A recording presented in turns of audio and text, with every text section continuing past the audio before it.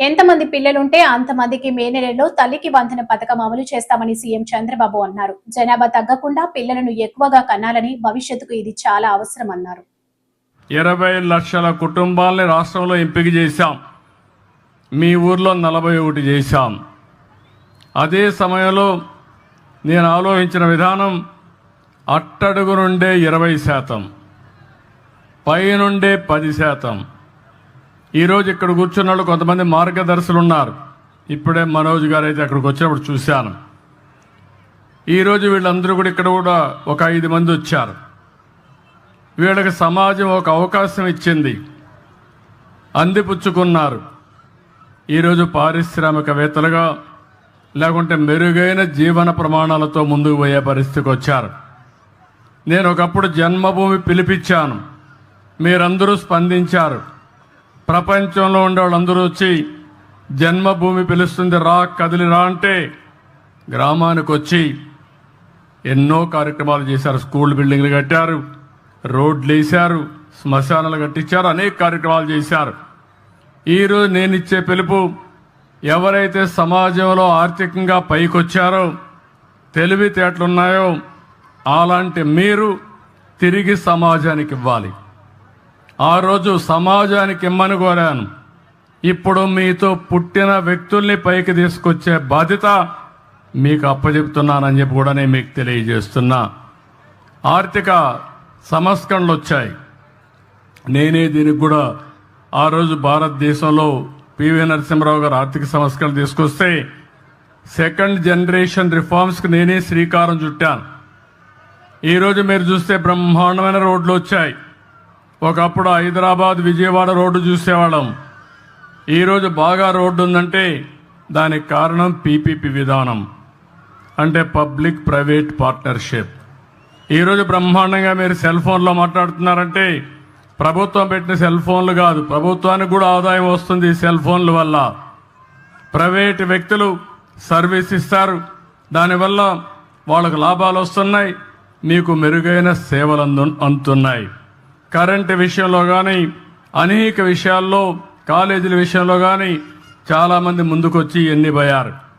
కానీ ఈరోజు పీపీపీ విధానంలో ఫ్యాక్టరీ పెట్టినా వాళ్ళు పైకి వచ్చారు, తప్పులేదు. ఈరోజు సిఎస్ఆర్ కూడా పెట్టారు, కార్పొరేట్ సోషల్ రెస్పాన్సిబిలిటీ అని. కానీ కొన్ని కార్యక్రమాలు చేస్తున్నారు. కానీ ఈరోజు నేను తీసుకున్న కార్యక్రమం మీరు చూస్తే ఎప్పుడు కూడా 20-30 సంవత్సరాల ముందే నేను ఆలోచిస్తాను. సమాజాన్ని అధ్యయనం చేస్తూ ఉంటాను, ఎప్పటికప్పుడు అర్థం చేసుకుంటూ ఉంటాను. నా ఆలోచన ఒకటే, భారతదేశంలో పుట్టిన ఏ వ్యక్తి కానీ పేదరికంలో ఉండడానికి వీలు లేదు. మనం ఈరోజు వికసిత్ భారత్ మాట్లాడుతున్నాం. 2047కి ప్రపంచంలోనే భారతదేశం అగ్రస్థానంలో ఉంటామని నేనైతే స్వర్ణాంధ్రప్రదేశ్ తయారు చేశాను. స్వర్ణాంధ్రప్రదేశ్లో 2047కి 55 లక్షల రూపాయలు తలసరి ఆదాయం. ఈరోజు 2,90,000 ఉంటే దీన్ని 23 ఏళ్లలో దగ్గర 20 సార్లు, 20 రెట్లు, 15 రెట్లు పెరిగే అవకాశం ఉంటుంది. అది సాధ్యమా అంటే సాధ్యం.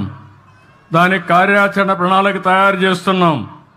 అదే సమయంలో ఇది కొంతమందికి ఆదాయం వచ్చి చాలామంది నిరుపేదలుగా ఉండడానికి వీలు లేదు. అందుకే చాలా రోజులు మదనపడ్డాను. ప్రభుత్వం అనేక కార్యక్రమాలు ఇస్తున్నాం.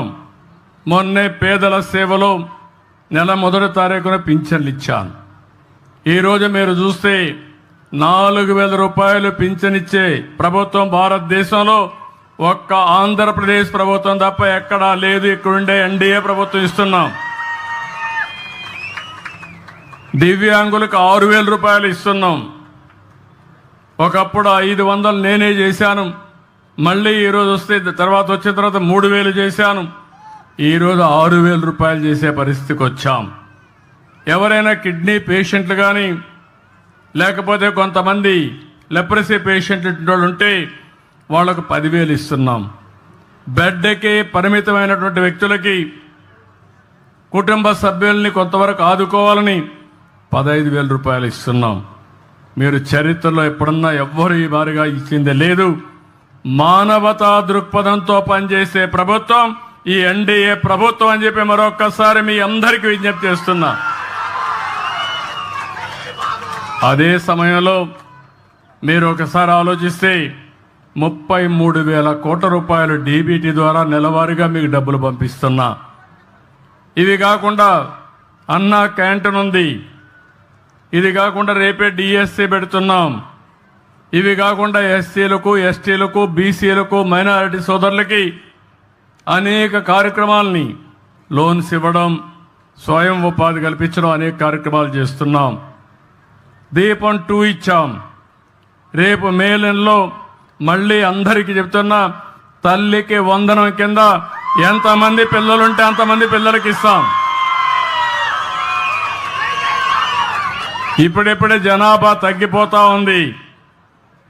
కనీసం ఒక కప్పులు ఎవరైతే భార్యాభర్త ఉన్నారో 2 పిల్లల కంటే తక్కువ కాకుండా 3 కంటే సంతోషం, కనీసం 2 ఉండాలి.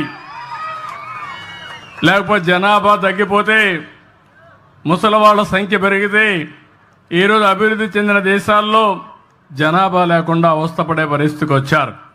ఆ పరిస్థితి మన దేశానికి రాకూడదు అనేది నా ఆకాంక్ష.